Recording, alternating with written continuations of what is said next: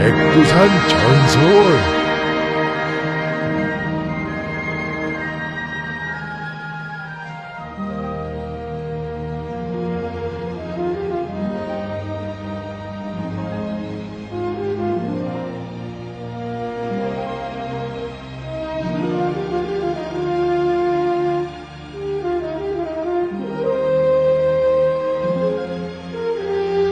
안녕하세요. 오늘은 백두산 대홍수에 얽힌 이야기를 하겠습니다.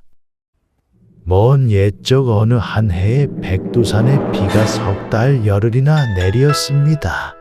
하늘은 그냥 새까맣게 흐려 있었고 우레는 그냥 울부짖고 소나기는 그냥 퍼부었습니다. 산골짜기마다 산홍수가 터졌습니다. 산홍수는 검은 용처럼 꿈틀거리면서 푸른 숲을 냉큼냉큼 삼켰습니다. 엎친 데 덮치기로 백두산 천지의 물도 벌창하였습니다. 하늘을 메우며 그냥 쏟아지는 폭우는 홍수를 거느리고 집을 삼켜버리고 사람과 짐승들을 삼켜서 고기밥으로 만들었습니다. 살기 좋던 백두산 천리수림은 눈 깜짝할 사이에 바다로 되었습니다. 어디로 가나 물천지여서 사람의 그림자라곤 찾아볼 수 없었습니다. 그런데 아주 높은 한 산마루에선 연기가 피어올랐습니다. 그 산 꼭대기에선 어머니와 유복자가 살고 있었습니다. 먹을 것이 다 떨어졌건만 물은 그냥 줄어들지 않아서 모자는 겨우 연명해 가고 있었습니다. 앞을 보아도 뒤를 보아도 온통 물천지라 식량이 떨어져 가도 쌀 한 알 얻어올 곳이라곤 없었습니다. 쌀독은 밑바닥이 드러나기 시작하였습니다. 어머니는 아들을 하루라도 더 살리기 위하여 솔죽을 쑤어서는 아들만 먹이고 자기는 먹는 둥 마는 둥 하였습니다. 철부지인 아들은 먹을 것을 주지 않는다고 울며 불며 야단을 치다가도 맥이 지나면 나부라지곤 하였습니다.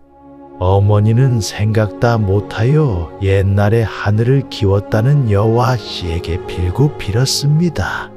하늘을 기워 인간의 운명을 구해주신 거룩한 여호와시여, 지금 천지물이 벌창하여 백두산 일대의 인종이 멸종되고 있사옵니다. 천만다행으로 우리 모자만 남았으나 살아갈 길이 없사옵니다. 나 같은 것이 죽는 것은 한이 없사오나 귀한 유복자가 죽을 것을 생각하니 죽은들 어찌 눈을 감으오리까. 전지전능한 여호와시여, 백두산에 남아있는 이 유일한 유복자를 가긍히 여기시고 구하여 주신다면 구천에 가서라도 그 은혜를 꼭 갚겠사옵니다. 그 후 며칠이 지나지 않아서 어머니는 더 지탱하지 못하고 눈을 감았습니다. 어머니는 저승에 가서도 여호와 씨에게 아들을 살려달라고 그냥 빌었습니다.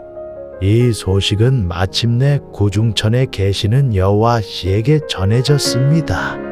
여호와 씨는 일가식 솔들을 모아놓고 한탄하였습니다. 지금 백두산에 홍수가 터져서 짐승들은 물론 사람들까지 몰살되었다 한다.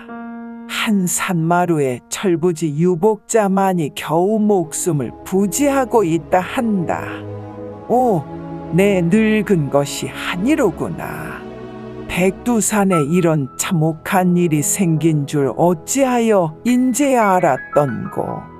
여호와 씨가 한참 낙노할 때에 한나 어린 소녀가 앞으로 나서며 말했습니다. 할머니, 염려하지 마옵소서. 이 소녀가 한번 다녀오겠나이다.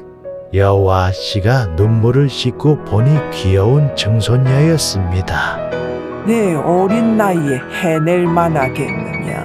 할머니께선 지상에 계실 때 하늘도 기우셔서 인간 세상의 재앙을 물리쳤사온데 이 손녀가 백두산의 홍수쯤이야 다스리지 못하겠나이까? 하고 여호와 씨는 고개를 끄덕이며 당장 떠나라고 분부하였습니다. 증손녀는 곧바로 백두산으로 내려왔습니다. 천지가 사면팔방으로 넘쳐나서 망망한 바다밖에 보이지 않았습니다. 그는 먼저 유복자를 구하러 갔습니다. 팔다리가 마른 나무처럼 앙상해진 유복자는 숨이 거의 지고 있었습니다. 증손녀는 궁궐에서 가져온 감노수를 유복자의 입에다 떨구어 넣었습니다. 유복자는 천천히 눈을 떴습니다.